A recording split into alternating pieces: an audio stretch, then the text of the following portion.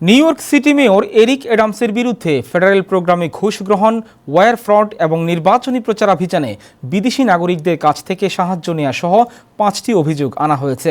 Federal প্রসিকিউটররা জানিয়েছেন 2014 সালে ব্রুকলিনে বড় প্রেসিডেন্ট থাকাকালীন তুর্কি সরকারের কর্মকর্তা সহ অন্যান্য বিদেশি ব্যবসায়ীদের কাছ থেকে বিলাসবহুল অনুপযুক্ত মূল্যবান সুযোগ সুবিধা নিয়েছেন mayor Eric Adams.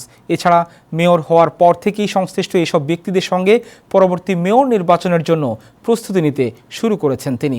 City department of investigation commissioner Jocelyn Strauber বলেছেন, বিদেশিদের অবৈধ অবদান এবং ব্যক্তিগত সুবিধাগুলোর গোপন করার চেষ্টা করেন এরিক অ্যাডামস। এতে মেয়রের সঙ্গে সিটি কর্মচারী এবং প্রচারকর্মীরাও জড়িত ছিল।